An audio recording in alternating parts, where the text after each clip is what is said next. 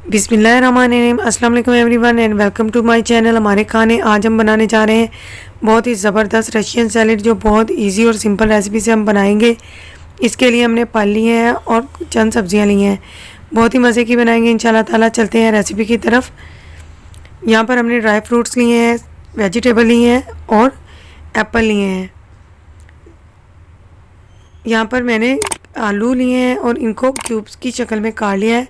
Cutting का ख़ास तौर पर ख्याल रखना है। गाजर को भी हमने क्यूब्स में काट लिया है।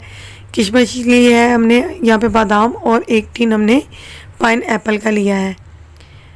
मटर लिए हैं हमने, एक प्याली मायोनीज़ क्रीम और 3 अदद एप्पल लिए हैं।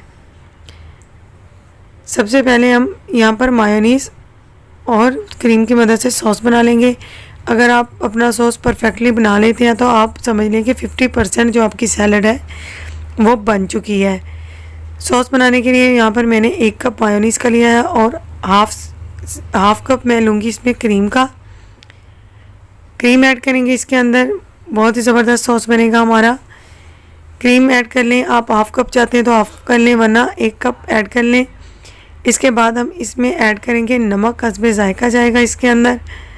बहुत कम नमक डालिएगा क्योंकि मायोनीज़ में भी नमक ऑलरेडी होता है। इसके बाद हम इसमें वाइट पेपर शामिल करेंगे, हाफ़ टी स्पून शामिल किया है मैंने, ज़्यादा नहीं करना आपने भी, हाफ़ टी स्पून नहीं रखना है। हाफ़ टी स्पून पीसी हुई ब्लैक पेपर ली है मैंने। अच्छी तरह से इसकी मिक्सिंग करेंगे और इसे बहुत ठंडा कर लेंगे। जब तक हम फ्रूट्स की कटिंग करते हैं, वेजिटेबल्स बनाते हैं, तब तक हम इसे ठंडा होने के लिए फ्रिज में रख देंगे। चलते हैं अपनी तैयारी की तरफ सैलेड की। तो यहाँ पर मैंने सॉस को निकाल लिया है, बिल्कुल ठंडा हो चुका है हमारा सॉस। सब्जियों को बॉईल कर लिया है मैंने। आलू और मटर जो है इनको मैंने एक साथ बॉईल किया है, तकरीबन 8 मिनट के अंदर ये बॉईल हो गए हैं। गाजर को भी बॉईल कर लिया है। एप्पल को क्यूब्स की शक्ल में मैंने काट लिया है और पाइन एप्पल भी हमने टिन से निकाल लिया है। कॉकटेल लिया था हमने पाइन एप्पल का, तो हमने इसका सिरप जो था वो अलहदा कर लिया है। सॉस को डालकर अच्छी तरह से अब हमने इसे मिक्स करना है। सारा सॉस हमने इसमें शामिल कर लिया है। खुले बर्तन में आपने मिक्स करना है ताकि तमाम सब्जियां हैं वो आपस में मिल जाएं और फ्रूट्स भी मिल जाएं। देखिए अच्छी तरह से हम इसे मिक्स करते जाएंगे। बहुत खूबसूरत सा कलर आएगा हमारी फ्रूट सैलेड का।